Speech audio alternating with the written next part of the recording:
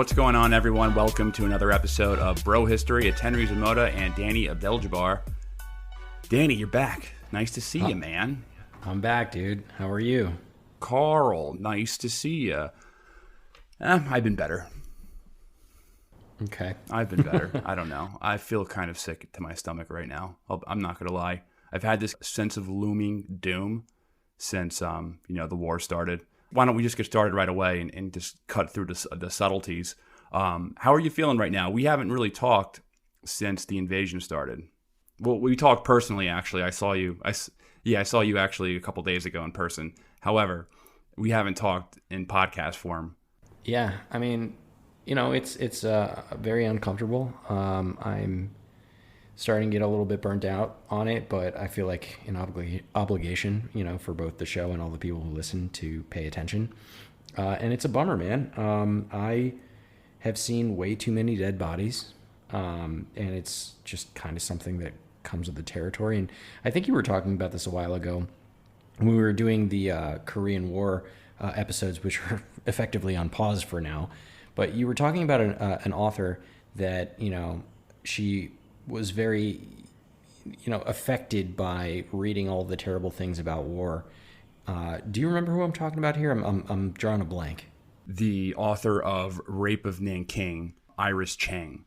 So I think she had some other issues as well, but I don't think doing the research for the Rape of Nanking helped her psychological state, and she unfortunately committed suicide in between, because she wrote the Rape of Nanking, and then she was in the process of writing another book about some of the Japanese war crimes in the Philippines. And I think while she was researching that book is when she took her life.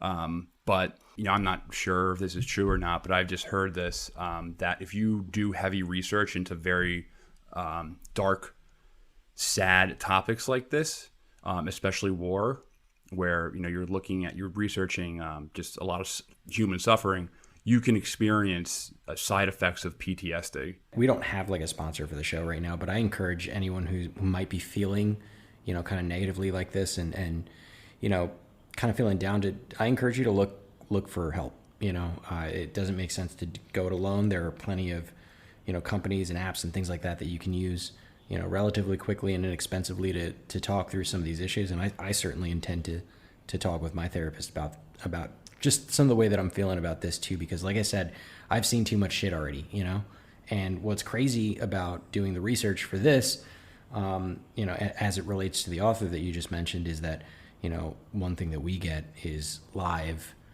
all the time updates about how gruesome and terrible war is. And we've covered plenty of war. I mean, I remember I felt the same way when we were covering Yemen, and I felt the same way when we were covering Syria, but there's just something about this that seems so in my face for some reason, and it's starting to get to me a little bit. Well, I can tell you why. It's because you're not looking for it; it's just being shoved in your face. So you have to actively search for information on the war in Yemen or the war in Syria was actually very in your face as well. And the videos and stuff that were coming out of the Syrian war there was a lot more. There's a lot more. Like pretty much every single guy had a phone on him, and then there were real brutal things that were filmed, and they were all over the internet. You're not really getting that here. You're seeing the aftermath of a shelling or something like that, but you're not really seeing the same theatric killing that ISIS did during the Syrian war. I was just gonna say I'll stumble across some article about some shelling somewhere, and I'm just like, let me read about this. And then suddenly I stumble upon a video of a car exploding or some shit like that. And it's very unsettling, Yeah. Like, I feel like I'll click on something, and now I'm just worried to click on shit because I feel like who am I going to see this dead now? And it's very uncomfortable. Well, do yourself a favor and take a step back from it. Looking at that type of stuff is not going to help you at all. It's not going to help you understand. That stuff is going on. It's war, so that stuff is obviously going on. You don't need to track it and look at the videos. You can honestly just assume that is happening on the ground. But honestly, I've been actively avoiding looking at videos like that. I really don't have the desire to, or even really follow the war that closely I've just been looking at high level stuff like, the maps and how they're changing and just very high level things rather than get bogged down, because there's very little information that's coming out. Pretty much most of the information is coming out as propaganda from both sides. The reason why there's an extra layer of tension here is not for obvious reasons. It's because the United States can possibly get pulled into a war. And this is like the closest that we've ever had to being pulled into a major nuclear war in our lifetime. This is how our parents grew up, essentially, like having those school time like nuclear drills, the dive and duck or whatever they called it, hiding under your desk. So I feel like we're living through that again, because right now I feel like everything that our foreign policy establishment's doing right now is trying to make it worse. So did you see this? I want to touch on this. So Blinken announced that the U.S. would allow the Poles to transfer its stock of Soviet-era MiGs to Ukraine. Yeah, I have been reading a lot about this, but is this now confirmed? Is this like new information from like today or yesterday, or how that was yesterday? And Anthony Blinken, he went out and said, "Well, we confirmed with Poland that they have a big stockpile of Soviet-era planes that Ukrainians can pilot." And because their experience, the Ukrainian pilots, they have the old Soviet aircraft. So he was saying that they could possibly use those, or they can have Ukrainian. I'm not exactly clear how that would work, if Ukrainian pilots would go to Poland and fly out of Poland, or if they would transport the planes to Ukraine, which also seems pretty crazy. And it also seems like those planes wouldn't even be able to find a landing strip before they were shot down. The Russians have actually, I did see this, that they unrolled the S-400, and that was the first time they've ever used it in combat. There's so many factors right now, because there's the point that you pointed out earlier. I read about this rumor that we would be transferring some over, and in return the U.S. would be giving the Polish like American jets and to replace them. But Russia and specifically Putin are now saying that any planes that take off from any other third country and go into and do any operations in Ukraine would be considered that country entering into the war, and would make their airfields fair game for shelling, which is scary. But it's also kind of like a double standard, because isn't Belarus doing the same shit with Russia, right? Like they're letting Russian troops and, sorties fly out of their country, and that's totally cool. But, if somebody else does, it's not, The other point that's crazy about this, and you also said this, is that there's probably not a lot of good airspace or airstrips, I should say, in Ukraine to use. Maybe in the far west, there are some that can be utilized, but they'd be immediate targets for things like the S-400. And I know that we recently have seen Russia banging out their good jets, and some of them are getting shot down. Maybe we'll talk about that as well. It seems like it's stepping up a little bit in terms of like weaponry. It looks like the first wave of grunts is over, and we're kind of shifting into a new phase where they're starting to use the good shit. And I'm wondering how that plays out. But maybe we could just pull this back, because I feel like we have so many things to talk about today, and I just want to make it clear. I think this episode is going to be mostly, a lot of stuff that we've been talking about in our Slack channel and Patreon, so requested content. And we weighed out actually whether we or not we want to drop that catalog episode that we already have recorded and edited on the Korean War that features Syngman Rhee. But I think, obviously given the circumstances, it would be better for us to continue our coverage on the situation in Ukraine. So just a quick programming note: if you're a fan of the show and you've been listening for a while and you want us to cover a particular topic, a really great way to do that would be to join our Patreon, and you'll get access to our awesome Slack account, where we've been doing a lot of chatting on this particular subject. There's so much material that you can read on there, and you can just request things that you want us to talk about. But from there, what are some of the things that you think you want to talk about, Henry? The obvious thing I want to talk about first is just the craziness right now of what the U.S. is doing right now. to make this war as bad as possible. And I just want to come out and say that, no, I do not support the invasion before someone starts labeling me a Putin apologist. No, I do not support the invasion, and I think Putin is a cold gangster. But nevertheless, what the U.S. is doing right now is just encouraging the Ukrainians to die. And I think we definitely underestimated the Ukrainian army. You know, they're probably the second or third largest military in Europe right now, or the third best military in Europe. So they are doing really well. They're punching above their weight class, but like, don't let all of the media confuse people. Like, the Russians have the pure advantage of this, and a lot of Westerners see this as like a game. And just the recklessness of that. And then we're talking about insurgencies, like creating an insurgency if Russia starts to occupy the country. We're talking about turning the country into Afghanistan or Syria.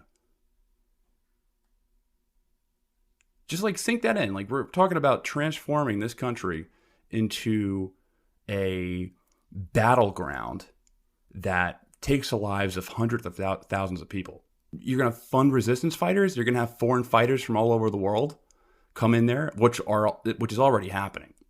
I'm getting real, what's the word I'm looking for? Moderate rebel vibes from the idea of foreign fighters, right?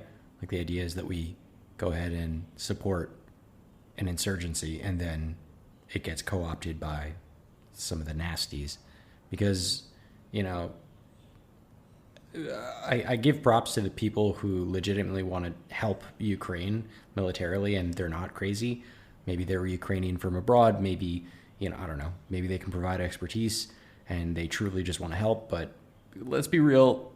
People who volunteer to go across the world to fight in a foreign war that they don't have a strong tie to, it takes a certain kind of person. A lot of times it's a collection of the world's losers who travel Right. and fight these wars. And, you know, my worry is that I'm going to be careful with my words, because we're in an extra heated political climate right now. So I'm going to try to be as careful with my words as possible when in regards to Ukraine and some of the far right militias there. I don't think that all of Ukraine or the entire National Guard or army is full of fascists. There's a small but influential part of the Ukrainian National Guard that abides by neo-Nazi ideology. And we're not talking about like a fringe group like the Proud Boys in America where, you know, they have no power. They're ingrained in the government and they're influential. And that's what makes it very, very troubling. I'm not at all saying that the Ukrainian military is all a bunch of fascists. That wouldn't be the case at all. And, you know, I think that the denazification justification from Putin is, I think that is very vague and very dangerous as well. Like, what is he going to do? Is he just going to start labeling people? Is he going to make a list and just kill? Like, oh, you're a Nazi, you're a Nazi, you're a Nazi. I think that's very dangerous as well. But you can't deny that this doesn't exist within their ranks. It would just be a flat out lie. I mean, this is a hardcore group, and I would be nervous that this would create a cauldron of far-right extremists in the country. So let's just say far-right extremists from the United States. Okay, I want to train my militia. Where do I go train? Well, why don't I go to Ukraine where they're battle hardened, they have a lot of experience, and they can teach me some stuff. I'm going to go fight in Ukraine and train. So that's what I'm worried about, that there can be some type of blowback consequence, just like in Afghanistan, where the origin story of Al-Qaeda, they're from the Afghan Mujahideen. So I'm very nervous. I don't want to play with fire like that. But I think the bigger issue, though, is that just prolonging the war is just going to cause more death. It's just going to cause a lot more death, a lot more destruction, and a bigger refugee crisis. And it's just going to further destabilize the region. The longer this war goes on, the worse it is. So that's what I support, just the war ending as soon as possible. And what's really bothering me is that right now, just this response right there, and then my disagreement on NATO expansion is considered like a fringe thing right now in the discourse. Not saying that I support the Russian invasion. That is not the case whatsoever. I think that they're criminally compliant with what's going on. I don't think that Putin even needed to do that. I think it was stupid. I think they're going to pay for it at the end. But this is an argument that was popular between top people in the White House, between Barack Obama. So I have a list. There's this Twitter thread that's going around, and it lists warnings about NATO expansion from just influential foreign policy figures, whether they are historians or whether they work for in the State Department. So first, George Kennan, who was the leading advocate for the containment policy towards the Soviet Union. He was called the wise man, or one of the wise men of the U.S. foreign policy. And then when he was asked about NATO expansion, I have a quote from him. It says, "I think it's the beginning of a new Cold War. I think the Russians will gradually react quite adversely, and it will affect their policies. I think it's a tragic mistake. There was no reason for this whatsoever. No one was threatening anybody else. This expansion would make the founding fathers of this country turn over in their graves. We have signed up to protect the whole series of countries, even though we have neither the resources nor the intention to do so in any serious way. NATO expansion was simply a lighthearted action by a Senate that had no real interest in foreign affairs." So John Mearsheimer is the leader of the realist school of international relations. So he's dean Foreign of policy the realist. Yeah, foreign policy realist. He's a dean of the International Relations School at University of Chicago. He has a lecture right now with 17 million views called "Why is Ukraine the West's Fault?" And basically, he says, and he gives a warning, and he's not a dove at all. He's not someone to capitulate, but he's just a foreign policy realist. And what he said was that we're encouraging Ukraine to take a hard-line stance against Russia, and in response, Russia's going to wreck the country. Exact words. He says that we're encouraging Ukraine to stand up to the Russians right now and have a hard-line stance, and we're leading them basically to their death. Russia is going to retaliate and is going to destroy their country, which honestly we're seeing right now. Not saying it's right for Russia to destroy their country. I'm just saying it was a predictable consequence. Rubbing up on their shoulders and saying, hey, we'll get you on the NATO, we'll get you integrated on the West, we'll plant some weapons, we'll fill you up, we'll train your fighters. I can see their point of why they're trying to pull the United States into the war. Like, I'm not even criticizing Zelensky for trying to make the pretext to get the West in the war. You can see why it's existential for them. So Henry Kissinger, he wrote in the Washington Post in 2014, Ukraine has been independent for only 23 years. It had previously been under some kind of foreign rule since the 14th century. Not surprisingly, its leaders have not learned the art of compromise, even less of historic perspective. The politics of the post-independence Ukraine clearly demonstrates that the root of the problem lies in efforts by Ukrainian politicians to impose their will on recalcitrant parts of the country, first by one faction, then by the other. A wise U.S. policy towards Ukraine would seek a way for the two parts of the country to cooperate with each other. We should seek reconciliation, not the domination of a faction, which is basically what happened in 2014, which kicked off the war. There was a kind of a neutral, more Russian-leaning leader who was very corrupt, and the initial revolution was a pro-democracy, anti-corruption protest, but it was just subverted by some of the kind of more far-right elements there in Ukraine, and it turned into a movement that was just anti-Russian. Eastern Ukraine is predominantly Russian speakers, so you're kind of forcing them into a faction, and you're causing that strife, and that's what caused the Luhansk and Donetsk to break away in the first place by outlawing the Russian language or making Russian not an official language. So Jack Matlock, who was the U.S. ambassador to the Soviet Union under Reagan. In 1997, he testified to the Senate Foreign Relations Committee and said, "I consider the administration's recommendation to take new members into NATO at this time misguided. If it should be approved by the United States Senate, it may well go down in history as the most profound strategic blunder made since the end of the Cold War. Far from improving the security of the U.S., its allies, and the nations that wish to enter the alliance, it could well encourage a chain of events that could produce the most serious security threat to this nation since the Soviet Union collapsed." We got William Perry, who was Bill Clinton's Secretary of Defense, said in his memoirs, "I did not believe that the timing was right to push for NATO enlargement. Most important, we needed to keep moving forward with Russia, and I feared that NATO enlargement at this time would shove us into reverse." See, what else do I have? All right, William Burns. This is a very important one because William Burns is the director of the CIA right now and is, I think, one of the reasons why the Biden administration correctly saw the Russian invasion coming. So from the WikiLeaks cable from 2008, "Niet means niet." Russia would view further eastward expansion as a potential military threat. NATO enlargement, particularly to Ukraine, remains an emotional and neurological issue for Russia, but strategic policy considerations also underlie strong opposition to NATO membership for Ukraine and Georgia. Ukraine entry into NATO is the brightest of all red lines for Russia, and I have yet to find anyone who views Ukraine and NATO as anything other than a direct challenge to Russian interest. He was also the ambassador to Moscow when he wrote this memo. We got Robert Gates as well, who was the director of the CIA under Bush Sr. and then the Secretary of Defense under Bush Jr. and Obama.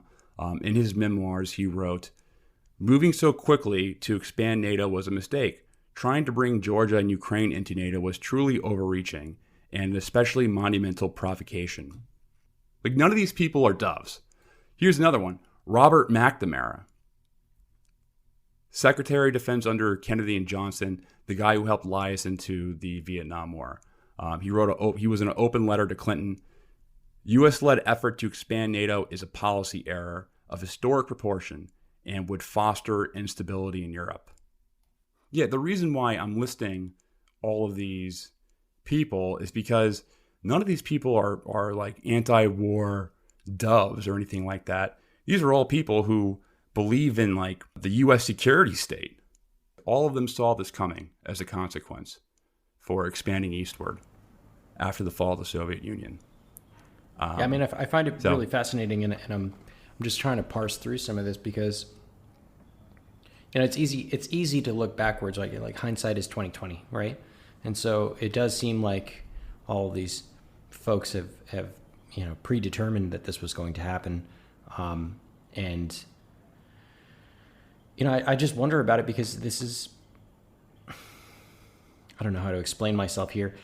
To underscore your point, Henry, it doesn't give Russia the right to do what they're doing.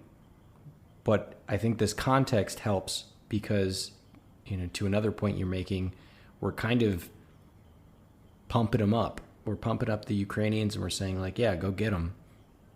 And they don't stand a chance. And we're not going to do anything militarily because we're not stupid, you know. It would take quite a big line to be crossed by Russia for us or NATO or anyone else to get involved. And again, I don't want to say that Putin's doing the right thing here. He's doing absolutely the wrong thing, the worst possible thing. Yeah, let me reiterate that I do not support the invasion of Ukraine by Russia. Right. It's just a total tragedy. It's a tragedy for all the parties involved. Russia, just like the average Russian citizen, Ukraine, all the surrounding states are going to be destabilized. Mm-hmm. The global economy is going to be wrecked. Prices of commodities are going to rise. The prices of food are going to rise globally. It is just a disaster. And if you're really concerned about, let's just say if you are from the realist school and you want to say, China's our big security threat.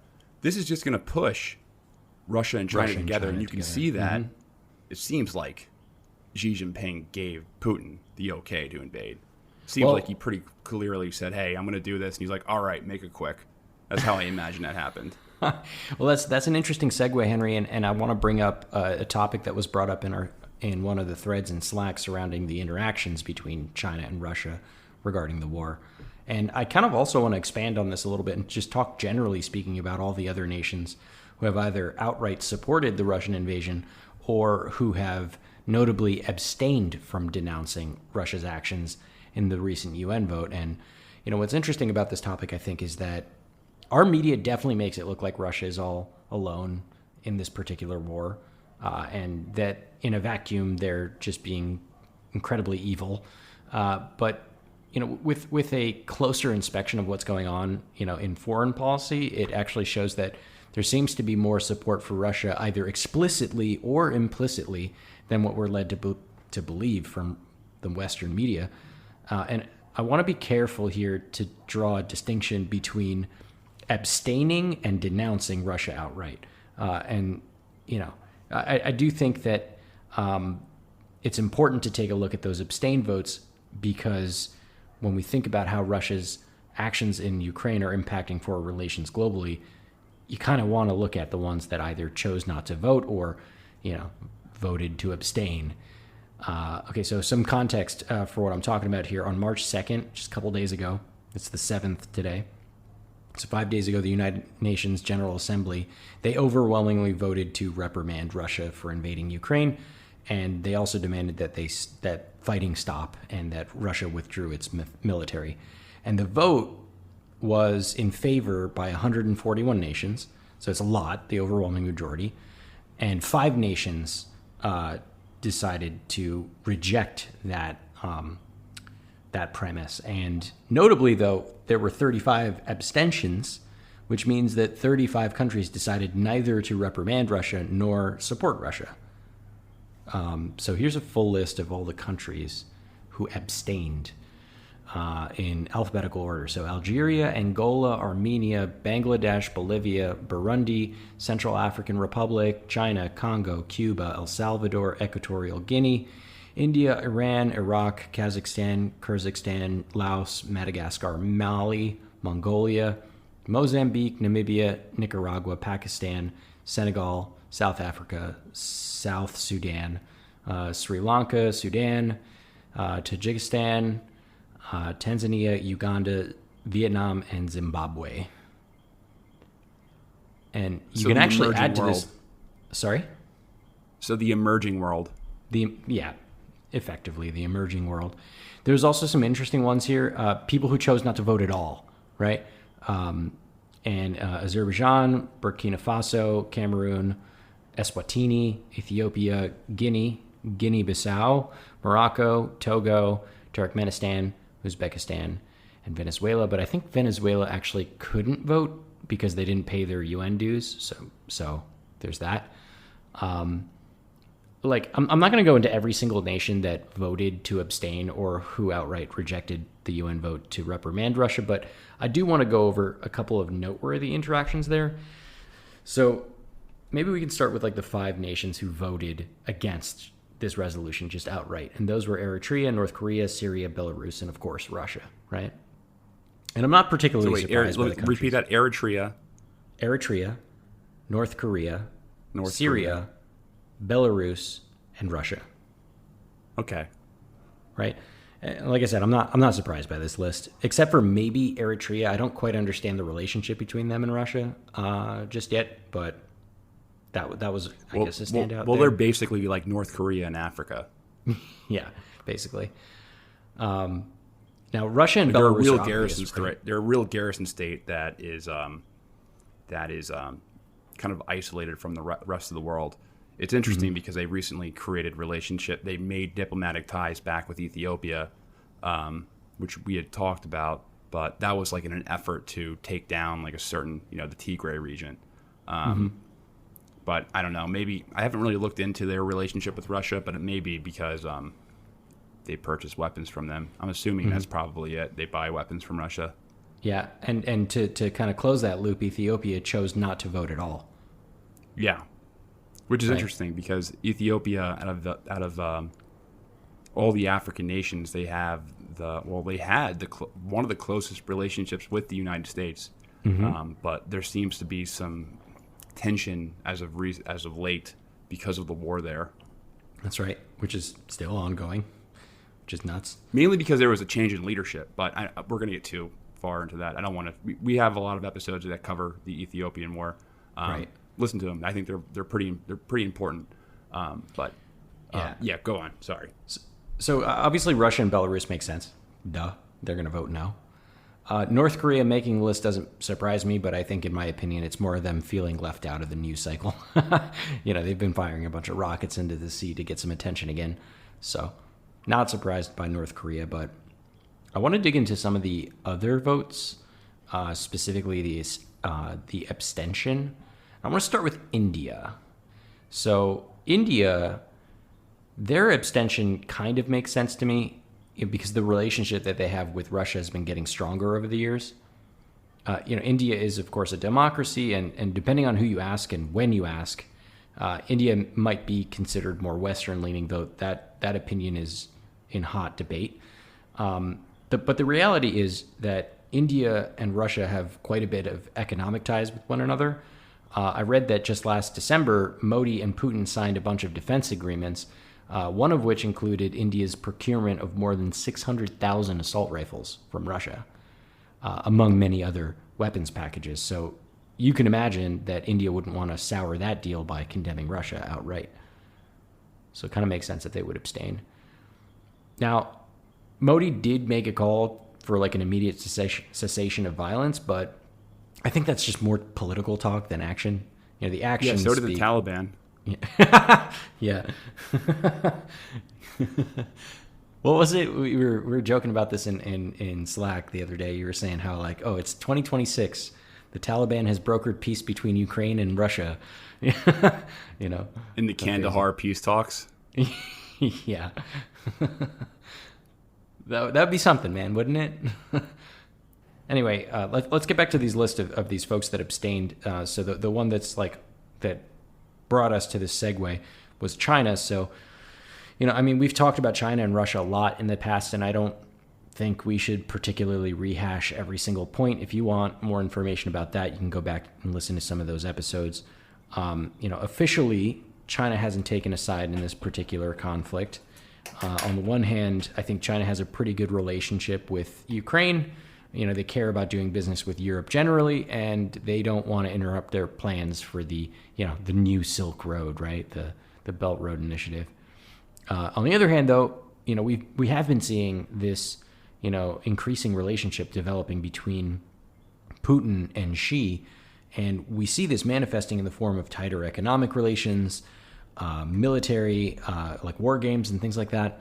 And there's this idea floating around that perhaps there's gonna be this new bloc created to counter NATO, and there's some evidence of this, by an agreement that was signed just on February 4th of this year between China and Russia, and it declared a creation of a kind of like new world order, if you will, right? That they described, and it was like a partnership without limits, where they can agree on certain foreign policy objectives, and one of those objectives was that Ukraine should remain out of NATO. And maybe this was the green light that Russia needed to go ahead with the invasion. And I think you pointed it out a few episodes ago, but there was some rumors that Russia held off on this invasion until after the Beijing Olympics. I personally haven't seen any concrete evidence of this, but the idea certainly does make sense considering the relationship that they have together. But one thing that we saw just this week is an increase in purchase of wheat from Russia. So China is going to be, consuming a lot more Russian product here. And this part is obviously very important because Russia basically boxed into a wall, from all these sanctions, economically speaking. And, they're probably sitting on a whole lot of perishable product, like food products like wheat. Now, I'm not a farmer. I don't know what the shelf life of wheat is. I know you can store it in a silo, but, generally speaking, it's food. And if you don't use it, you lose it. So, this is kind of an important lifeline, for Russia. While it copes with the many economic impacts of the sanctions that were placed on them. And what's interesting about this whole situation is that while China did abstain from directly condemning Russia's invasion, in that Security Council vote on Sunday, they also declined to directly support it. And that kind of puts them in a good position and not get caught with their pants down if this blows up in Russia's face. On the other hand, it also puts them in the position to not upset Russia if it goes well for Russia. They're playing their cards right, in my opinion. Yeah, they're being Machiavellian about it. Yeah. A couple other ones. So UAE, they abstained, which is pretty interesting because they happen to be part of OPEC, right? So Russia has been making a lot of strides in fostering that relationship with the UAE. And I think it seems to be paying off for them because now them and some other nations like Qatar and Saudi Arabia also voted to abstain.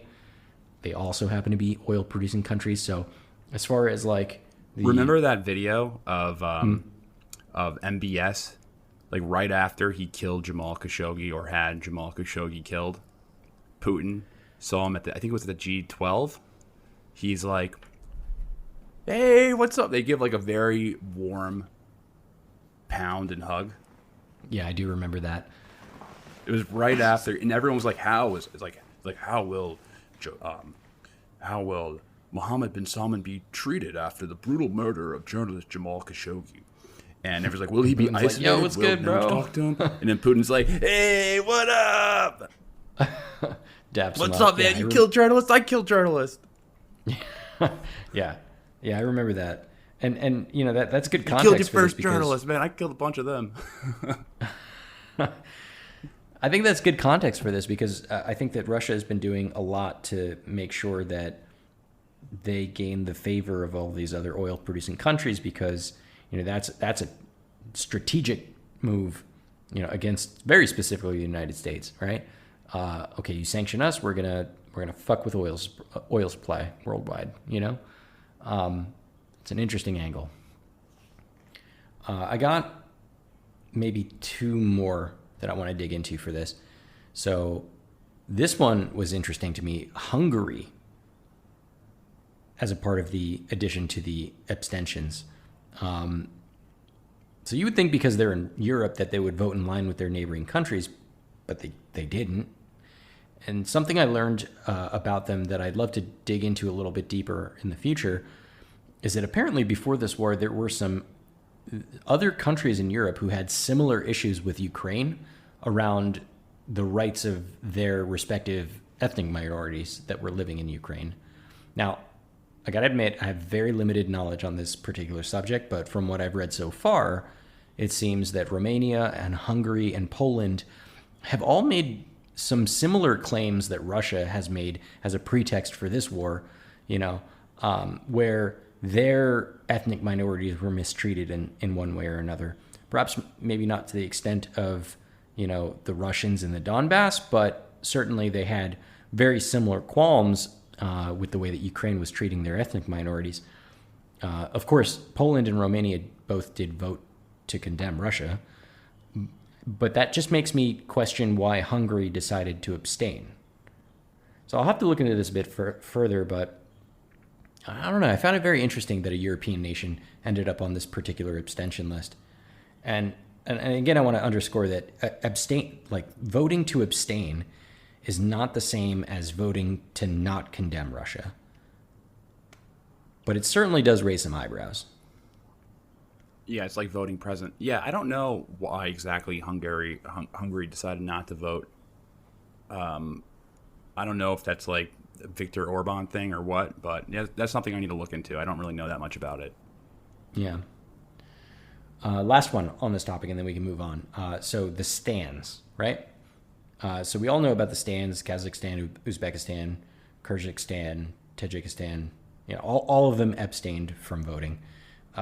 So they've obviously been a part of the historical Russian sphere of influence. So obviously not surprised that they wouldn't, vote to condemn Russia.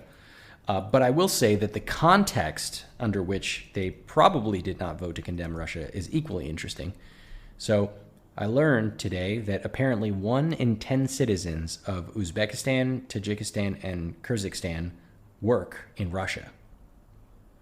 Said another way, 30% of the GDP of Tajikistan, 28% of the GDP of Kyrgyzstan, and almost 12% of Uzbekistan's GDP comes from income of those citizens that work in Russia, and they send the money back to their respective countries. So if you read into it, as I am, if these countries voted to condemn Russia, that could very well mean a huge hit to each of those countries' GDP. They could expel those migrant workers. They could prevent them from sending the money back to those countries. So, can you imagine you're Tajikistan and 30% of your GDP is coming from this source? Like, of course you're not going to vote to condemn them. Well, yeah, of course they're not going to do that because, another thing is they rely on Russia for security. So that's right. As we were talking about a couple months ago with the riots in Kazakhstan where, over 100 people were killed in very strange situation. It was the CSTO, basically it's like the Russian version of NATO. It's a military alliance between mainly Russia, Kazakhstan, Armenia. I think I have full list of members right here. I'm forgetting all of them. Belarus, Kyrgyzstan, Tajikistan. Yeah, so the countries you had just mentioned, the stands. They rely. I mean, Russia makes up the bulk of that. So they're in an active military alliance with each other. Right. Right. But what's interesting about it is that they didn't vote in support, or rather rejecting the claim of Russia either. Well, yeah, they're not going to support Russia just because it's so unpopular across the world because they don't want to be hit with the consequences. So they just want to kind of sit it out rather than openly condemn them or openly support them. They just want to sit it out and just they're probably just waiting for it to go away because they also do business. Well, I think Tajikistan and Kyrgyzstan are like the two most corrupt countries on earth, or two of the most corrupt countries on earth. So there's no one puts their money there. So no one's really doing business there because it's just they do business with China, but I don't think there's really that much like capital from Western countries going into those countries just because like we're talking about like levels of corruption beyond comprehension, like politicians gifting people gold mines and stuff, like literal people giving gold mines to people in the case of Tajikistan. I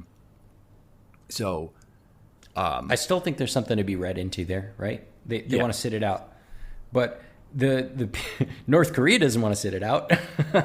Syria doesn't want to sit it out.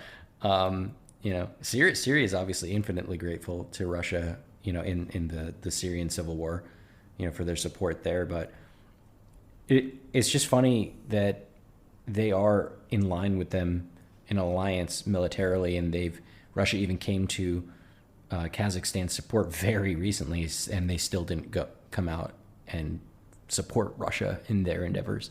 I find that interesting. All the countries that voted in support of Russia, they have nothing to lose. So Syria, Belarus, North Korea, they're all countries that have a shit ton of sanctions on them already. So there's really nothing you can't really sanction them more. Yeah, but no, like you said, to your point, nobody's putting their money in, Kyrgyzstan. you know? So do they have anything to lose? They might actually benefit, right? Maybe Russia appreciates the fact that they supported them and does more. I don't know. Who knows? Well, China does business with those countries. They're important for the Belt and Road Initiative, but they kind of have a partnership with Russia in that regard. I want to talk about something else, if you don't mind. There's this one thing that one of our Patreon members had pointed out to me. It reminded me that when we spoke about China invading Taiwan, that I reviewed a study of how and when they could do it. And one of the points was that there's a very limited window on which China could invade Taiwan because of the weather patterns. And those time periods are in and around October, as well as in and around April, right? And so he pointed out and made an interesting connection that, oh, well, what if China's waiting until that window to jump in? Because there's, before the war actually started, there's been a lot of these armchair geopolitical, ideas that say that, oh, China's going to jump into Taiwan at the same time that Russia invades Ukraine, which is half baked in a certain capacity. But at this point, now I'm starting to think about it again, because we are coming up to April, and the seas are calming there. But I will say this: I'm gonna be looking at China over the next few weeks, and paying attention to troop deployments. One very important point that I point out in our episode on China invading Taiwan is that we would see it coming a mile away. And if there's anything to be learned about this invasion in Ukraine, it's that when you start stacking a shit ton of troops on the border, it's not just for funsies.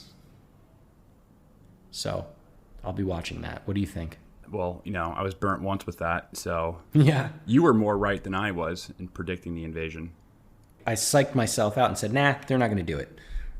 Anyway, yeah, so I'll be watching this. I just thought it was an interesting line of reasoning. If they're aligned in any way, then I guess it would make sense, and it would happen fairly soon. The thing about that is that it's not going to happen overnight, and we're gonna see it. We're gonna see it happening a mile away. So I'll be paying attention. And if you're out there and you want to join the Patreon and you start seeing evidence of troop movements on the east coast of China, please let me know. I'd love to take a look at it, because that's going to be a little pet project of mine. So far, I've found nothing. So here's another interesting story. A question that came up in our Slack was, do you think Putin's power might be weakening? And this question was directly related to, the worldwide sanctions against Russian oligarchs and rich guys and stuff like that. And, we've seen, I think in the last week or so, a lot of news coming out about how these oligarchs are being treated in the wake of this conflict. As a matter of fact, just as it started, one of the first episodes that we recorded as it was happening, I was like, what is sanctioning a bunch of rich guys going to do about the war? I still kind of feel that way, to be clear. But, now we're actually seeing stuff happening. We're seeing things like oligarchs not being able to fly around in their private jets, to and from countries, not being able to access money in foreign banks, getting their yachts commandeered, you name it. A bunch of stuff is actually coming out and happening. And I have some information that I want to bring up. So sure. Woody Johnson and James Dolan, I hear, are Russian oligarchs. We should put pressure on them to sell their teams, to sell the Jets and to sell the Knicks. They're being pressured to sell? No, I'm joking. It's a joke. Oh. So Woody Johnson is the owner of the Jets. The Jets are terrible and the Knicks are bad. James Dolan is the owner of the Knicks. So I said we should pressure them to sell. They're Russian oligarchs, so they should be forced to sell their team. Why? So that it could get better? Are you just selfishly saying this because you're a Jets fan? It. Yeah, because I'm a Jets and Knicks fan, and I know I just would like them to sell their teams and have new ownership. But sorry to interrupt you. No, Stupid you're joke. Good. Okay, so where was I? The question. Okay, so the question on people's minds is whether or not these sanctions are making a difference. The idea is that all you need to do is sanction the shit out of a bunch of people that are close to Putin, particularly the rich and powerful people, and that eventually they'll turn around and persuade Putin to back off. It's kind of an interesting angle. I'm not certain if I think it's a good one or not yet, although I'm leaning towards it's not a good one. Here's the thing. I don't think that's so I think it's important to note that Russia is not really an oligarchy. And when I say that, I mean that they have a billionaire class, but they're a dictatorship. They're a monarchy. Yeah, fair enough. Everything is from the top up. Putin is a true dictator who controls, I think, the major decisions. The billionaire class is not making or not forcing Putin to make certain decisions. Putin is making those decisions on his own. And one of the reasons why he became popular, and we've talked about this a bunch, is that he turned on the oligarchs. They used to have an oligarchy in the 1990s, but when Putin became president, he turned on a lot of them. He either exiled them or jailed them or, forced them to be compliant. So he garners. I don't think most Russians will really care about sanctions towards the billionaires, just because they have a bad experience with the billionaires anyway. Right. But something I kind of want to add is I don't think that this will hurt Putin personally. The main reason why is because often he's good at propaganda, and you can already see it. I don't know if a lot of people have not seen the Russian propaganda.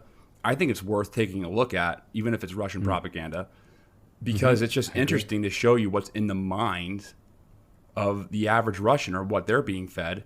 And one of the things that they're being fed. Yeah, I think you should be, sunshine is the best antidote. It's the best policy. I think a lot of Russians support the war, and they know how to. I think he knows how to turn this policy into us against the world. Absolutely, I agree.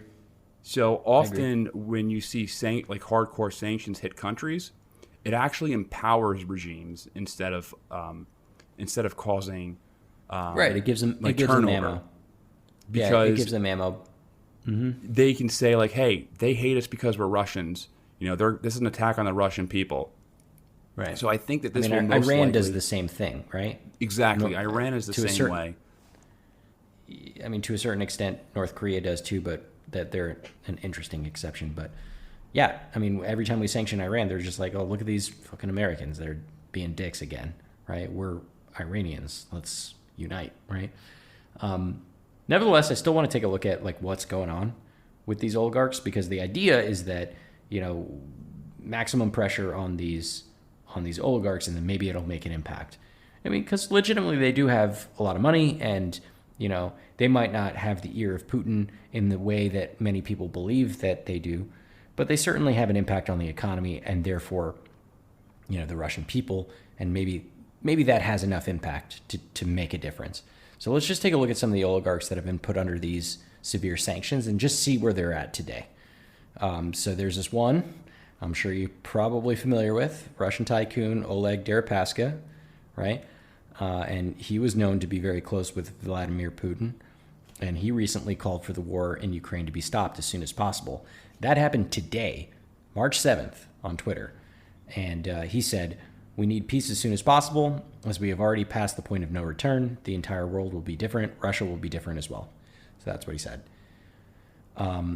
Also today, in a statement addressed to some steel workers in a factory, this tycoon Vladimir Listin said that lives lost in Ukraine is a tragedy, and that it was hard to justify, and that he called for peaceful diplomatic efforts to solve the conflict.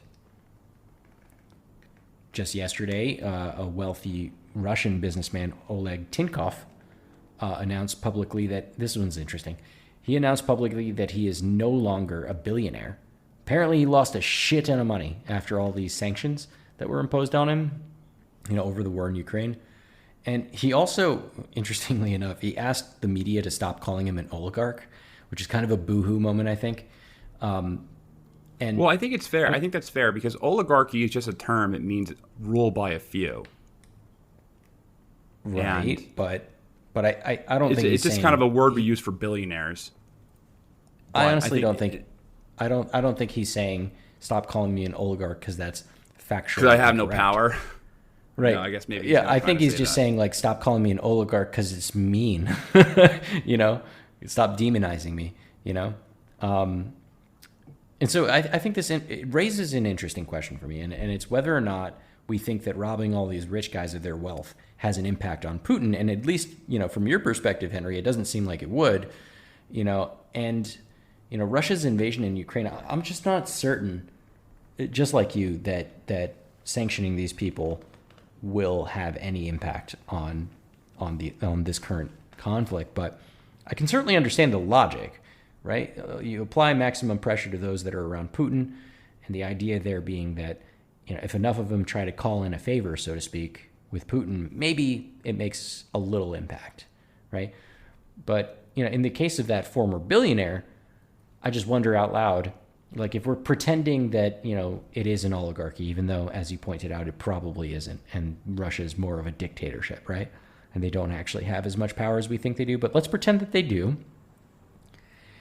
For this particular former billionaire, I wonder if Putin would even care anymore what this guy has to say, After all, the guy just lost the majority of his money and therefore all of his power. How much influence could he possibly have anymore? I think you'll find this fascinating, Henry. It's just the way that we've chosen the particular oligarchs to be sanctioned, and it's a little troubling. I remember right in the beginning when we announced sanctions, I talked to you about it on the show. I'm like, okay, so we picked a handful of Russian oligarchs to sanction, but not Putin? I mean, we eventually did sanction Putin too, but like he wasn't even on the on the short list for the first round. You know what I mean? Which was kind of weird. And I think you'll find this part a little troubling and interesting. Justin Trudeau, Canadian Prime Minister, he announced that he's going to be targeting 10 oligarchs. And he admitted that list was provided to him by Alexei Navalny, who you might know as the Russian opposition politician. We had a whole show about how he got poisoned. Pretty interesting one. What I find troubling about this, though, is that we're basically getting a hit list from a guy who has a motive to do harm to Putin and those around him. Now, most of the guys on this list are probably not very great people who took advantage of the Russian people to acquire just ridiculous wealth, that they have now. But that doesn't mean that I feel very comfortable with the idea of picking on them because some opposition leader named them. Like, think about that. Would it be like if Biden put us into a situation where we're invading, I don't know, Mexico or some shit, right? And in response, countries all over the world decided to ask Trump to name Americans to sanction. Yeah, like he'd probably have a few people on that list that would be relevant to target for sanctions. But you got to believe that there's also a couple people on that list that he just had a personal vendetta against, So Rosie, Hillary. Oh, man. You know what I mean? Like, it's just weird, and I'm not super comfortable with the idea entirely. And that's coming from a guy who's fairly liberal. Like I'm all for taxing the rich and that stuff, but something doesn't sit super well with me about targeting random individuals for sanctions by asking the opposition to name them. Yeah, that is pretty weird. But I'm honestly more troubled by just like the I think that what the sanctions could end up doing is turning Russia into, just like the Russian population, into like a closed, paranoid society where they take on a mentality of like, this is, again, like us against the world, like the world's out to get us. And, my fear is that actually fosters way stronger Russian nationalism. Dangerous types. And just to peel it back and just focus specifically on this particular scenario, this war, I think, I had the thought that the idea of these sanctions, just the idea of the sanction, not even the sanction itself, I thought that might have been enough to prevent Putin from going any farther than the Donbass, but here we are, they're all over the place. And there's also this idea that Russia, and specifically Putin, believed that the West was going to find a reason to sanction them anyway. And that kind of takes the edge off of the threat of sanctioning in general. And it is the case that, a couple of oligarchs just, getting sanctions, that's just kind of like collateral damage rather than something that could have a major impact on the decision making in Russia. Yeah, well, I guess, the biggest thing is that they're being removed from the global banking system, and I think what that could potentially do is just forced the need for alternative banking systems to be created. I mean, that's kind of what we're starting to see between Russia and China. They're already developing that. So there are ways around the sanctions. Anyhow, there are, and then you have to also realize that Russia is energy and food independent, meaning they're not like Iraq, where Iraq was energy dependent, but yeah, but now they can't get iPhones or IKEA desks anymore. Did you hear about that? They'll be able to. I know, not IKEA. I know that was a big deal for IKEA because a lot of their business is in Russia. Yeah. Which I did not know at all, but I don't know. They'll probably find ways to get iPhones on the black market. They'll make their own cheap desks. They'll make their own cheap desks, and I have no doubt there are going to be ways to get phones into Russia, iPhones into Russia in the black market. I mean, I think it's just going to create parallel markets. It might even be Apple, right? They start just selling their own black market phones. This is definitely going to cause a lot of economic hardship for the average Russian person, but yeah, I mean, I think this is also going to cause a lot of economic hardship for people across the entire world. That's right. They have the advantage of being food and energy dependent. Like the point I was trying to make was that Iraq, they weren't food dependent, and so those sanctions led to people starving to death. Russia's not in the same situation as a country like Iraq was in the 1990s. And even those sanctions on Saddam Hussein, they didn't work. Those sanctions didn't cause regime change. It wasn't until the U.S. invaded and literally captured him in a cave. I mean, that's when the regime changed. So I just don't think that is a successful outcome. I think people are expecting there to be, or hoping that there's some popular revolution because of the living conditions, or there is like an internal coup that goes on. There's already rumors. There was a rumor which, it seemed very unlikely that Sergei Shoigu was planning a coup against Vladimir Putin. And they're like, oh, yeah. Sergei, their defense minister. It ended up not being true. Or, I mean, maybe I didn't confirm if it wasn't true or not, but it just seemed very far-fetched.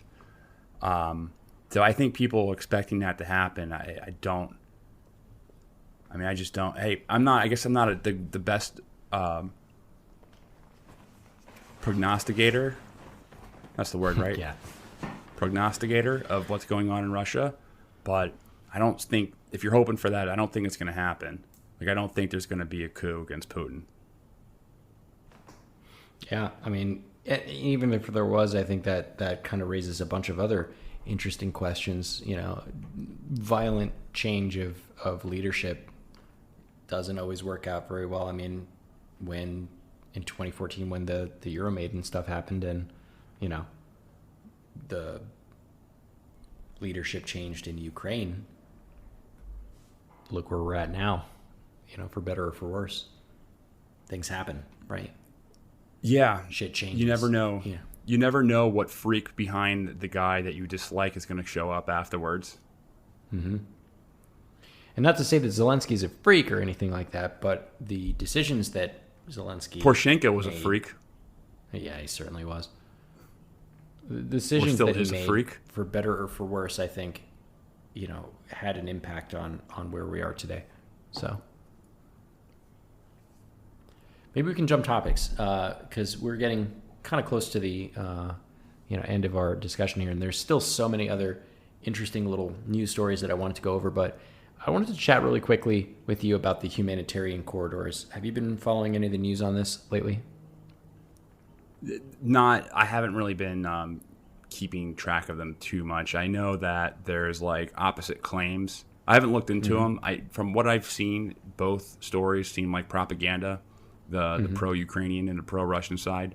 One side says that Russia's bombing the humanitarian corridors and then like intentionally targeting them and trying to actively seeking them out to kill civilians, which I don't believe is happening.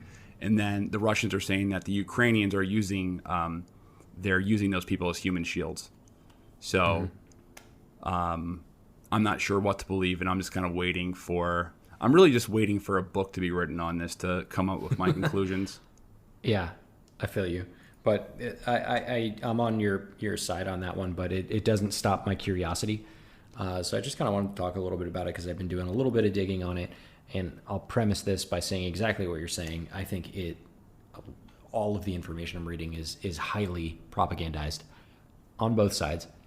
And so I don't take either as the truth, but I'll just kind of bring them up so that folks who listen to the show can kind of hear what we're hearing. So, as you said, just to kind of do this in reverse, and we've been learning this even in our conversations in Slack that, Russia is saying that Ukraine isn't allowing people to leave their towns.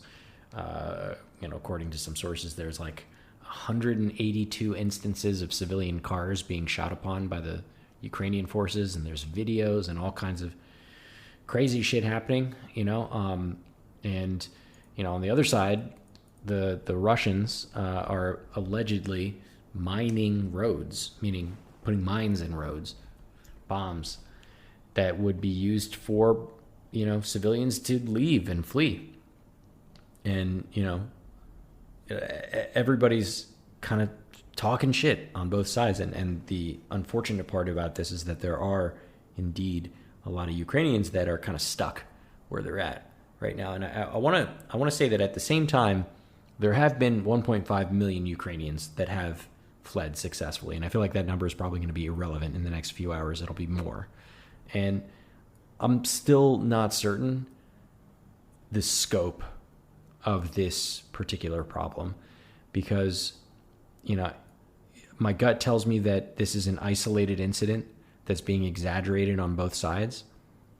I definitely think that, some critical strategic areas are under heavy bombardment and have experienced situations where civilians are either prevented from leaving or cannot leave, for practical reasons. It could be on purpose because Ukrainians know that they'll be fucked if the civilians are gone. And one of the talking points on the Russian side is that, they're using them as meat shields because the moment there isn't the threat of collateral damage, that the Russians take their gloves off and they go all out, which makes sense, right? It seems that would be the case. And if you wanted to go down that line and kind of think about it, maybe it is true that some of these Ukrainian elements are preventing people from leaving because it would be easier, to fight off the Russians as an insurgency rather than, as a, head-on military conflict, military on military. But that's pretty nefarious. It could also be equally, the case that it's, a lot of these cases of shooting on civilians is totally accidental. It's war, right? They have no idea what's going on. And, I can imagine that a lot of the people are under extreme duress. It's super easy to make mistakes, and, one mistake can turn into someone else's, talking point very quickly. I think on the other side, I read today that Moscow recently said that it would let civilians flee, but to Russia,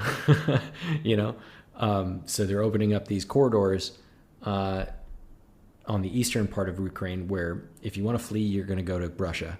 And if you're in the Kiev area, if you want to flee, you can flee to Belarus. But noteworthy about that is that they're not allowed to flee westward, like into Ukraine, like further into Ukraine or into NATO countries, surrounding countries. So there's a whole lot of shit going on right now. And again, I want to point out that there, like, millions of people have left already, and millions more will leave at some point. I think the estimate is like something like 5 million people will have fled by the time this is all over. And that causes some interesting, debates, some talks to be had. Not too long ago, we had a Syrian refugee crisis, and a lot of European countries closed their doors to those people. Whereas now we're having this Ukrainian crisis, and it almost seems like, doors wide open. If anything, they're offering free train rides and all types of support, It's kind of a very interesting situation. Well, countries like Poland didn't take any Syrian refugees. Mm-hmm. And And they've taken hundreds of they're thousands taking of basically they're taking most of the Ukrainian refugees. Mm-hmm. They want the Ukrainian refugees. At least I was reading. Poland, Ukrainian and Polish, they're a similar language. There's similar cultures. A lot of Poles and Ukrainians were once in the same state, so they see it as like good immigration. They don't want the Muslims. Yeah, that's what it is. That's really it is. They're just like, they're Europeans. We can take them. We don't want the Muslims. But I mean, I've also read reports about Nigerian students or other other ethnic minorities that aren't Ukrainian having trouble getting over to those countries. Yeah, I've heard that too. For reasons that at face value feel just like straight up racism. Hey man, I agree. Again, I think I agree. Have you seen the coverage on this at all? Like just like some of the more outlandish coverage from like the BBC. Yeah. There's been a couple of situations where anchors have been like, I just want to kind of choose my words wisely, but it's just not. It's weird seeing white people fleeing a war. Like that's how they're talking. Like take in mind these aren't like Syrians. They're white people. So it's troubling for us to see more of that. Right. There's been Alan McLeod. I think his name's Alan McLeod. He has this whole Twitter thread where he's documenting all of that.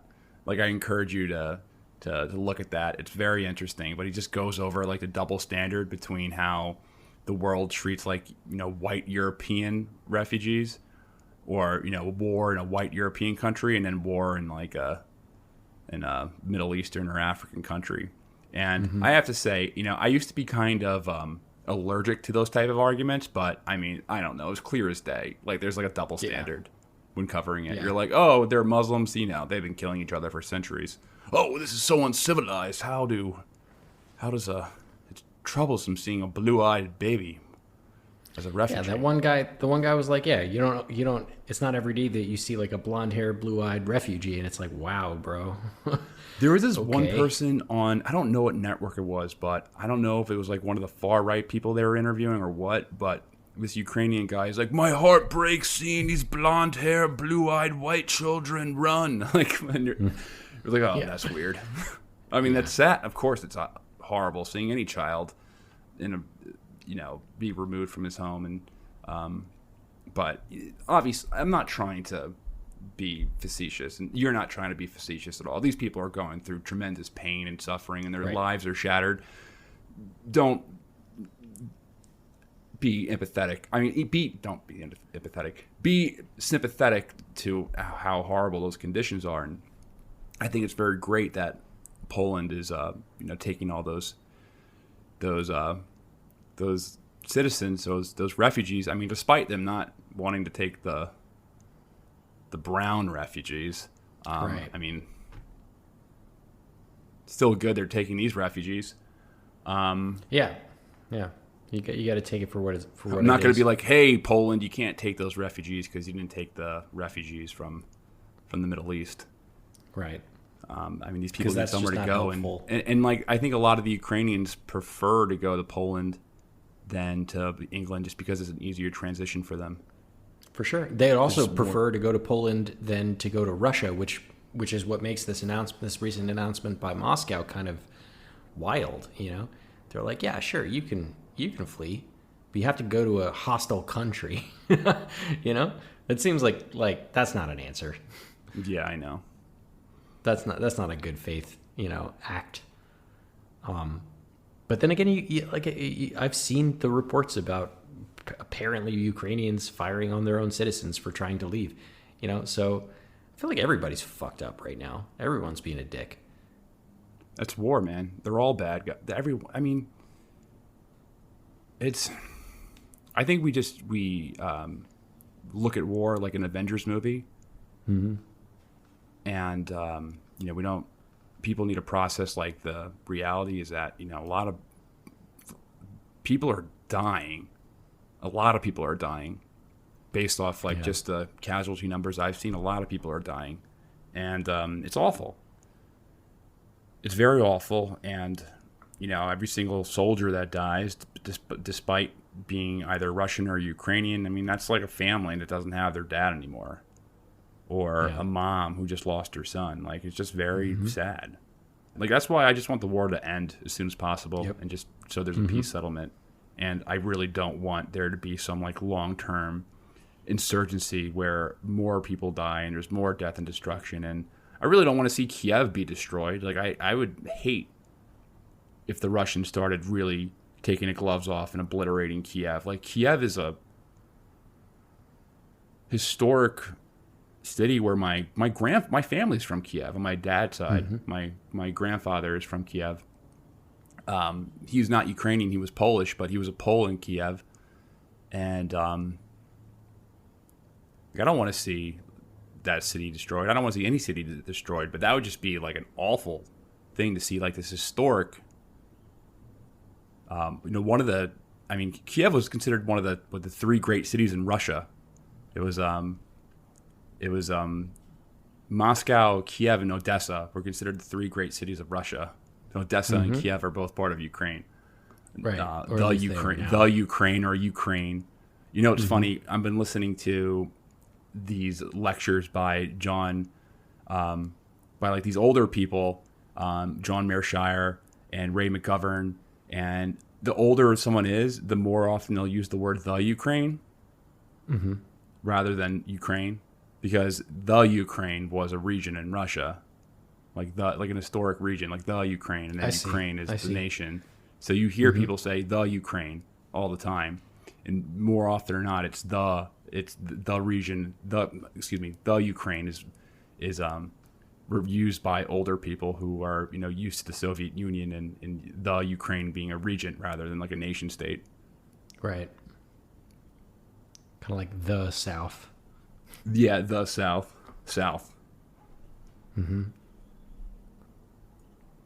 Well, I've got one last thing, and this is something that I thought was just kind of disgusting, but also a little bit funny. I'm going to regret saying that in a second. There was a meme that somebody posted in Slack that got me interested because I wanted to read the actual thing, and I'll just read it to you. It's kind of like one of those it's like in a comic book format, and there's a guy and he says, "Hey, corporate press, how's it going?" And then the next cell is a screenshot of a Huffington Post article that reads, the headline is, "Could a small nuclear war reverse global warming?" And then it's just like the cell of the guy and then the cell of a guy again saying Jesus Christ. And it's it's really crazy. And I think this is kind of like on the back of everyone's minds. Everyone thinks that shit, we're on the brink of a nuclear war, and I fucking hope not. But I went back and I found the article. In the back of my mind, man. I've never been more like scared of anything in international relations in my life. I mean, I think that goes for everyone, right? Like everyone listening to this. We've never been close to a nuclear war in our lifetime. Our parents' lifetime, there were some times, like the Cuban Missile Crisis, and then there was another instance when there's a story where the Russians, they thought a missile was fired, and I think it was a nuclear submarine, had orders to launch a warhead, and they decided not to. But it was this guy's decision. He was like, "I don't think they did. I'm not going to do it." And he saved this Russian submarine captain or admiral or whatever. Saved a bunch of people. Yeah, you're right that we haven't been there. We haven't experienced this yet. There was that one time, like a year or two ago, I think it was 2018 actually, where a bunch of Hawaiians got that like false alarm that ballistic missiles were coming. Do you remember that? Yeah, I do. That's so crazy. That wasn't real. That wasn't real. Tulsi Anyway, so I Gabbard found uses that was using that a lot in her campaign. But you know what? It's funny because when Tulsi Gabbard was running, and I supported Tulsi Gabbard when she was running. I donated money. She was one candidate I've ever donated to their campaign. And she used to say this in all of her rallies and all of her speeches and in the debates. She said her biggest fear was nuclear war, and that was the one thing that she was to want to avoid. And I used to think that, that doesn't really resonate with people. I don't think people ever are scared of nuclear war. I don't think people think about nuclear war. This isn't the Cold War anymore. Like, we don't deal with that. Well, is it, though? Now. I feel like it might be. No, it's the new Cold War. I think it's the Cold War again. Cold War II. I think it's definitely Cold War II. But now Tulsi Gabbard, now that message resonates with a lot more people. Yeah, for sure. And, this I went and found that article, by the way. And this article and the study that it references has been popping up a bit more recently, but the original article was actually written in 2011, like well before the context of this. But I think a couple of people have been picking it up and almost kind of omitting the grander context. So the beginning of it read, scientists from NASA and a number of other institutions have recently been modeling the effects of a war involving 100 Hiroshima-level bombs, or 0.03% of the world's nuclear arsenal, according to National Geographic. The research suggests that 5 million metric tons of black carbon would be swept up into the lowest part of the atmosphere. The result, according to NASA climate models, could actually be global cooling. And what's weird is that in the dark corners of the internet, I'm actually seeing some weird global climate people cheerleading this, saying like, "Hey, let's get into a little mini nuclear war that we can do 100 bombs." And I'm just like, oh my God, you're fucking crazy. What they fail to realize, and I continued reading, and I even looked at the National Geographic study, is that it would be catastrophic even if it does cause a bit of global cooling. Apparently, the global temperatures would go down about 2.5 degrees Fahrenheit in the 2 to 3 years following the war. And in the tropical areas, places like Puerto Rico, that would go down to as much as like 7 degrees Fahrenheit. And that would cause a ridiculous amount of megastorms, like just ridiculous megastorms. This is not at all something that you want. And I find it kind of repulsing that, some news outlets are kind of leading with, hey, this could probably reverse global warming. The first thing should be, this would be a fucking disaster. Like the article's titles shouldn't be as clickbaity as it is. But I don't know. I found that interesting. I wanted to clear the 8 air. reasons why nuclear war is good.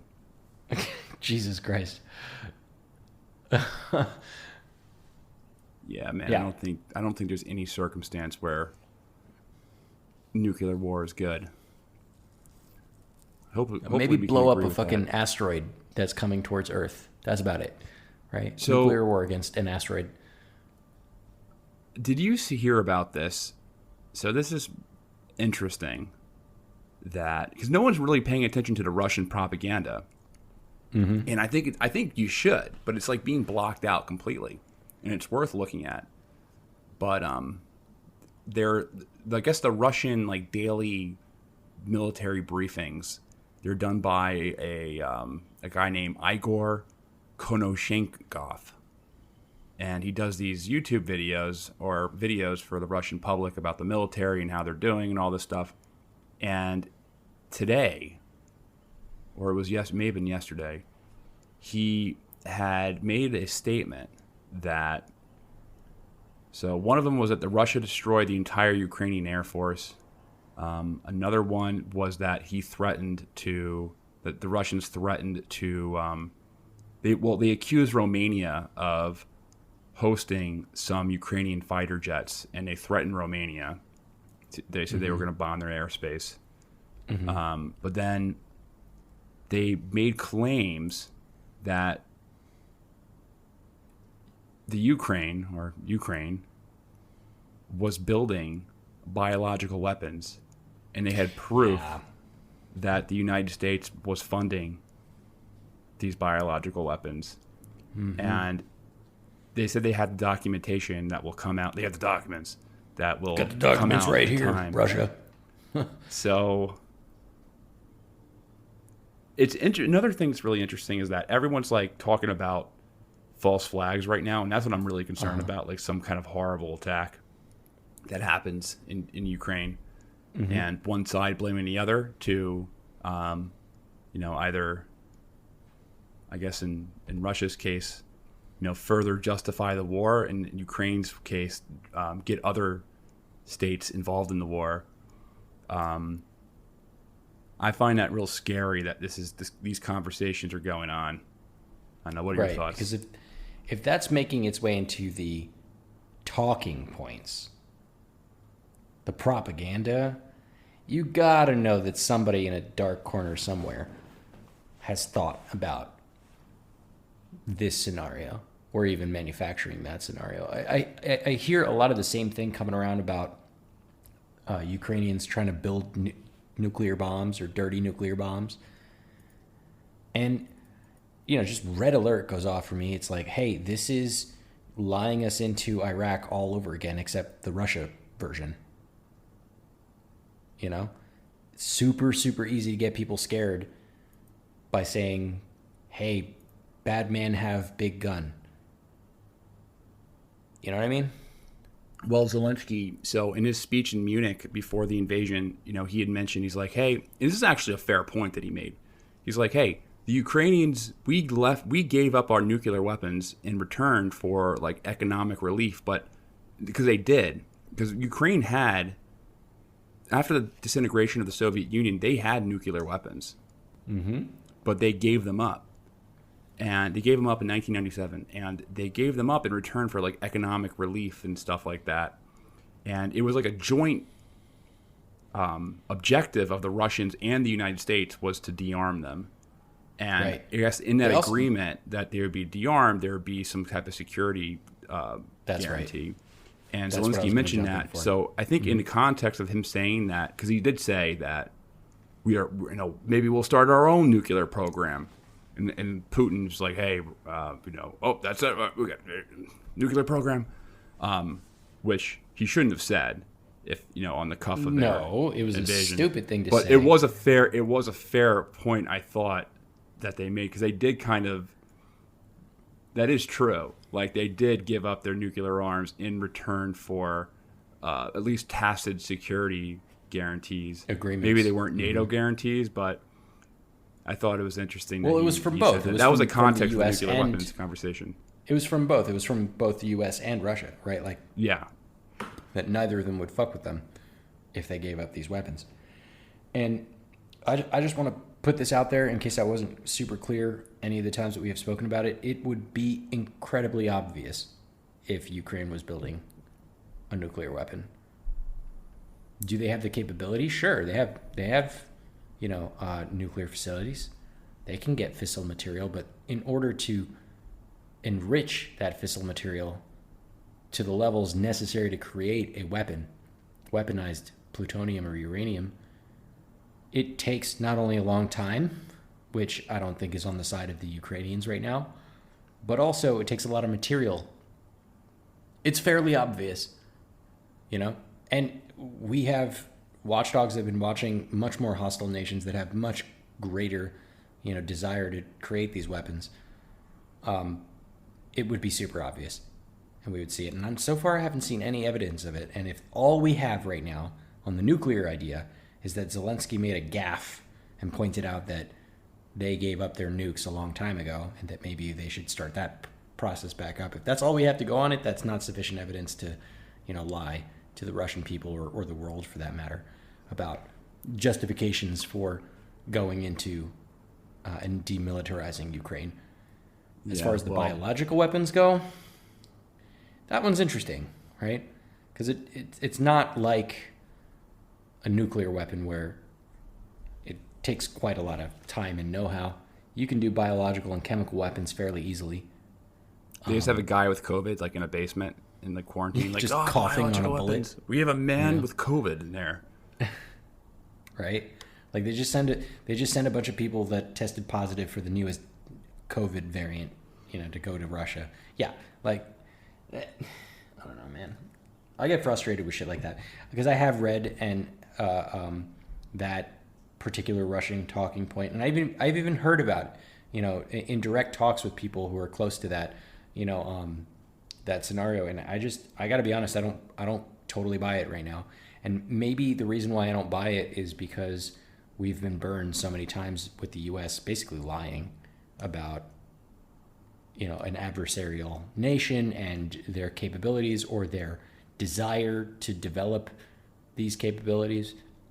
It just seems like right out of the playbook to lie to your population about doing something that you shouldn't be doing in the first place. Yeah, I agree. And I don't know what the casualty numbers are in Russia. What I saw from the U.S. government that there's been 4,500 Russian soldiers killed. I have no idea what the Ukrainian amount is. I would honestly expect it to be more in Ukraine. But I mean, that's a lot of people. And there's a lot of people. If that's true, 4,500. That's more than the U.S. lost in Iraq. Right. So. And there's like reports of like hardware being blown up. I've seen so many columns of tanks destroyed, so many convoys, so many, there was just reports like today about these advanced Russian fighters, the Su-35s that they just put into play, Su-34s, being put into play that have been shot down. There's one, confirmed today, or not today, on March 5th, a couple days ago, that apparently they shot him down and they captured the pilot, So Ukraine's doing some damage, man. They're not going to win. No, they're definitely they're hitting Russia pretty hard, but it's just that they're going to hit them hard. It's just that it's not going to be enough to beat the Russians. Like it's just the odds. The Russians had the numerical advantage. They have the better weapon systems. They have the more updated technology, and it's just, they've already basically cut off Ukraine from the sea.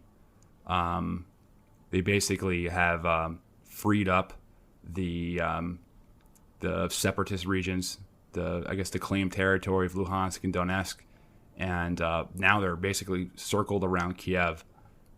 I don't think that they would want to go into Western Ukraine, but at this point, it seems like the war is. I don't want to say over, but they've already been west of the Dnieper vis-a-vis Belarus, right? That's how they're encircling Kiev. My hope is that they don't go any farther, but I'm not placing any bets on that. To be very honest, I think they've already gone way too far. Yeah, I'm just hoping that the war ends. I'm just hoping that some type of peace deal is made within the next. As soon as possible, not within the next as soon as possible. But I guess we'll see. There's been a couple of leaders who've been trying to negotiate, including Naftali Bennett, which is interesting. But it's hard to find a good mediator for this. Yeah. Really is. Because it seems like Putin will not talk to Zelensky. He calls him the cocaine addict. And I don't know, maybe Erdogan. I've been seeing his name as a potential mediator. I mean, he's a fucking nutcase too, but he's got a close enough relationship with Russia, and he happens to be a part of NATO. That could be a good option. Even though I'm saying good with air quotes here, no one can see it, but good option. It'd have to be like another strongman type guy. Yeah. It couldn't be like Macron. I don't know, man. I don't know. Macron's been trying. Macron's met with him a couple of times. He's trying hardest out of anyone. He's one of the only ones that actually gets phone calls with Putin. Yeah. To be honest. He's been trying. I was hoping that maybe Naftali Bennett could do something, but I don't know. No, maybe. I mean they just recently voted to condemn Russia, so that doesn't look good for that. Yeah, and they also in response they voted to Russia as recognizing the Golan Heights as Syrian. Mm-hmm. And, which let's not open up that fucking can. But it's different. Israel has like a weird relationship with Russia because they actually have a lot of Russian immigrants who they do are pro Putin in some regard. Mm-hmm. But I guess it's kind of split though between. I think they just call everyone Russian who comes there, and I think there's a lot of immigrants from Ukraine, and I'm calling it the Ukraine now, from Ukraine and Russia, and everyone just calls them Russia. But it might be pretty split. But it's hard. It's like a thin line. It's between who's considered Russian and who's considered Ukraine, because a lot of it's just like based off what your language is. And I think a lot of them are just kind of lumped together as Russian. Yeah. Maybe we should do an episode on that next.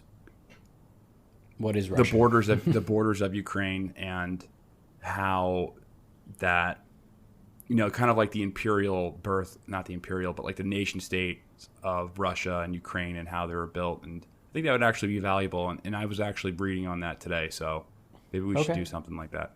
Definitely. We've actually kind of started that series in the past, but we never really got, what happened? It's so funny. We were doing a series on Russia, like the birth of Russia and like the nation state of Russia. And then the conflict in Gaza happened. That's right. And then we stopped. And now this conflict has happened, and we had to stop our Korean War series, which we're not going to stop. We have the next episode recorded already, and just a lot of the notes and stuff planned for the rest of the series. It's just that, people are asking us to do episodes on this. So, we got to follow what our fan base says. All right, you want to wrap this one up? Yeah, man. Okay, thanks, guys, for listening to another episode. Be safe out there. Try not to worry too much. Do not spend all day looking at videos of people getting killed. That is not a good way to keep your sanity. So get away from your phone. And, when you have your phone, though, make sure you rate and review Bro History on either Spotify or iTunes. And join us on Patreon. You're doing a better job at pitching our Patreon, so why don't you do it? For sure. I mean, I think the bulk of this episode was just questions and resources and materials and ideas that were provided by, the awesome members of Patreon. And just recently we hit a pretty big milestone in the last 30 days. 16% of all the messages that we've sent and received on Slack have happened. So it's lighting up. The conversation is great. There's a lot of opposing viewpoints. There's a lot of viewpoints that are aligned with one another. I think we're all kind of in the same boat. We're all figuring this out together. And it's also just a great way for you to tell us, what do you want to see? What do you want to hear about? What do you want us to talk about? What do you want us to cover? So this one goes out to the fans of ours that are on Patreon. So thanks guys for supporting us. Yes, thanks, guys, and thank you for listening. Our schedule is kind of messed up right now, but another episode will be out relatively soon. So just hold tight, and we'll see you soon. Peace. Peace.